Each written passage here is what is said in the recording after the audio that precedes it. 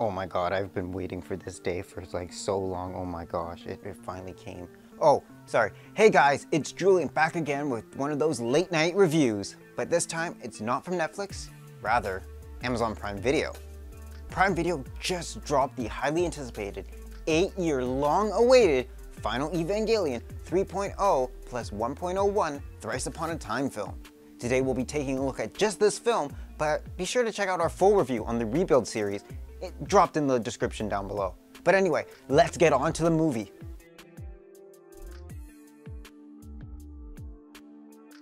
Alright, full disclosure up front, if you want to avoid any spoilers, then don't watch this review. But just know it's a great movie that you have to watch, so go watch it, then come back here to listen to my review. Anyway, now that you've acknowledged that, and you've already watched it, let's get started. So the movie starts with a summary of the last 3 movies, which if you're like me, it's been a long time since I've seen them, but I'll be rewatching them after this. With that very helpful part out of the way, we get right into the film and it starts right where the 3rd film left off. Meaning there's no time skip again, there's not going to be that much confusion, you feel right at home because you know exactly where we're picking up from, which has been great. We now also get a look at what happened to Shinji's classmates and how life is now after the 3rd impact. And obviously to say, the 3rd impact has taken its toll on a lot of these characters, so it was quite nice to get to revisit some of these old characters again who we'd kind of skipped over in that 3rd film. The movie's runtime is the longest runtime among the 4 films, allowing for ample storytelling to take place. And the movie doesn't skip anything. I mean, it really goes into detail about the story and the characters. It really does give this whole franchise a really good ending. It dives really deep into the mind of the characters and how they feel, and I can definitely sympathize with many of them with having to deal with that kind of trauma, depression, and loneliness, which I think a lot of us were drawn to in the series. Every character, I believe, gets a fitting ending, and there's just so much going on that there isn't quite a big epilogue to the story. It's more focused on developing the characters as is. I mean, not to say that there isn't like a 5-minute sequence at the end and we get to kind of see what happens to our EVA pilots, but more on that later. The film does pay respects to the previous series by incorporating some of the old styles, and it draws inspiration from the Neon Genesis Evangelion, the End of Evangelion film, which makes a lot of sense since both of these films are kind of the end of their storylines, respectively. The updated visuals help give it a modernized new feel so that a new generation can actually experience it, and I'm hoping that some will feel inspired to go rewatch some of the old series. And if you guys want to see a review on that, let me know down in the comments below. But let's now talk about the art style of this. The art style and music blend beautifully with the story, and while at times it is amazing to see just how this whole work came together, so many animation companies were tied to this project. And to just name a few, there was A1, Cloverworks, Ufotable, Madhouse, so many others, bringing all of their skill sets to this piece of work, which really helps do it justice. I mean, the art style changes in the series a bit, where we get to see storyboard arts, line art, what it would seem like 3D model animations at some point. But all of this coming together really paints this vivid cinematic masterpiece, in my opinion. Again, you can argue and say, oh, there are better films, but to me, we really got to see what was going on in the director's mind, and he told Evangelion how he wanted to this time. I mean, there were some amazing sequences in there as well. Like, there were some reminiscence of old school Japanese Godzilla movies where they'd have a huge set that they would build and have a person in a monster costume kind of run through it and destroy it. I mean, it was so cute to see those homages put into the film. I mean, their cinematic choices were phenomenal. I mean, in the ending sequence, they had a real-life shot of a city and they incorporated anime characters on top of that, giving it this semi-real-life anime-like feel, which I thought was breathtaking to watch.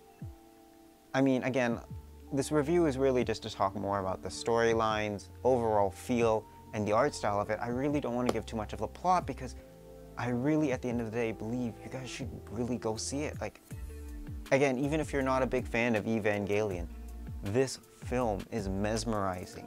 It has so much in it, so much philosophy, so much pain, so much to be admired in it, that I think it was worth the 8 years that we waited to get this. And I'm hoping the rest of the world does agree with me to say that this is one of the greatest works of animation out there. Again, I say one of the best because there are tons out there. I know a lot of people are praising the Demon Slayer movie, and don't worry, I will get to that on this channel as well. But this is definitely up there with great stories being told anime style. Well guys, it's time for Romance Corner, and we're gonna take a look at the 3 main heroines in the series and their relationship with Shinji. First up, I'm gonna talk about Shinji and Asuka. Asuka had a little bit of a crush on Shinji early on in the film's franchise, but it seemed to be quickly thrown off to the side with her anger towards him. And I mean, we do get Asuka to acknowledge that she did have kind of a crush on him, and admitting that his box lunch was kind of good, which kind of indicates she did have feelings for him, but it's clear that they're just not going to work out. So let's move on to Shinji and Rei. Shinji and Rei are a awkward kind of couple because this Rei has no memories of what's going on and how life is anymore. I mean, it was later on revealed that Rei was programmed to be biologically attached to Shinji and be attracted to him. So again, she's trying to discover these feelings for herself, and again, unfortunately, throughout this movie, they don't quite end up together, and we know that Rei is kind of built off the model of Shinji's mother, so that romantic relationship just kind of drops off.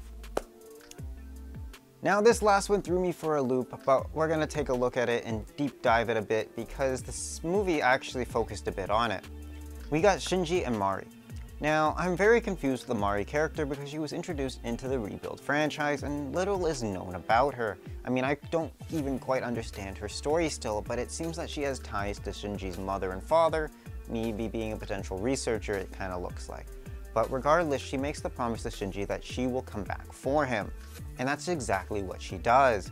At the ending sequence, she comes and rescues Shinji from their big blockbuster saving the world finale, and we get to see that 5 minutes epilogue at the end where we get to see all the EVA pilots.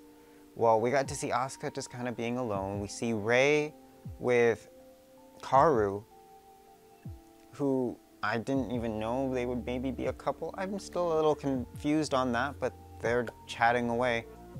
But Shinji is left all alone, and Mari kind of comes over, puts her hands over his eyes, and asks, "Who is it?" And he goes, "Big boobed with glasses girl." That's kind of what she's known as throughout the series, which again, has been a little weird, but it seems that they have grown rather close, and being adults now, they've, I guess, spent a lot of time together. So I don't really know if this relationship is truly romantic, but it seems that when they go hand in hand, they seem happy and just kind of act almost like a couple in a sense. I mean, obviously there's no kiss or anything, so can't truly confirm the romantic feelings between them. I mean, she does refer to him as dog all the time, and it seemed like Mari was really obsessed with Asuka calling her princess all the time. So this one really did throw me for a loop, and again, I'm not convinced that it's truly romantic, but I can kind of see them being a couple. It would just kind of work. Alright guys, it's time for the 3 reasons why you should be watching this movie, but you know, I can't really keep it down to 3 reasons. I mean, you guys should just completely watch it anyway, but I've narrowed it down to 3 reasons why you should be watching.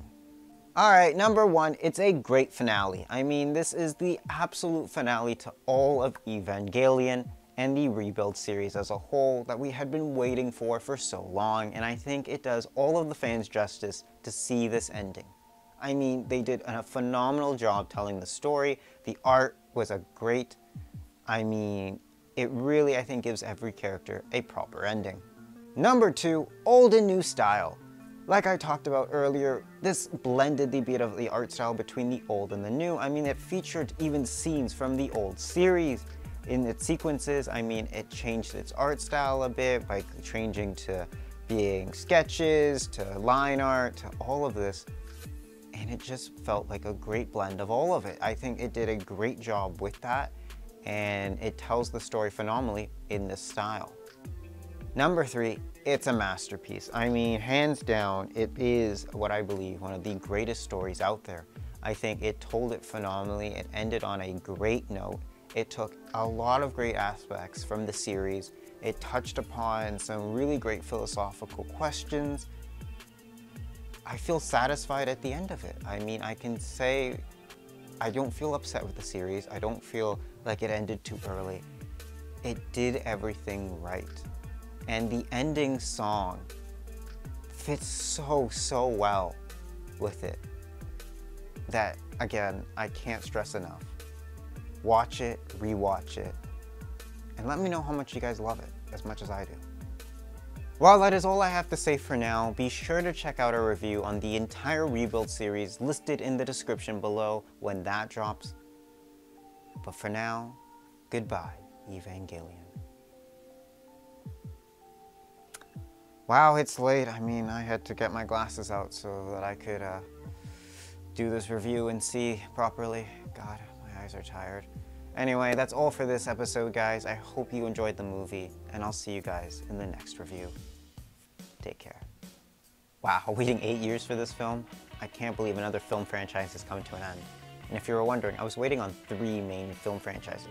The first one was the Heaven's Feel one, which ended last year, but this year we got the Western release, so I got to finally watch that, review pending. This one, the final Rebuild Evangelion film, and I'm honestly waiting on the last movie in the Eureka 7 High Evolution series, which should drop by this November, which I just can't wait for.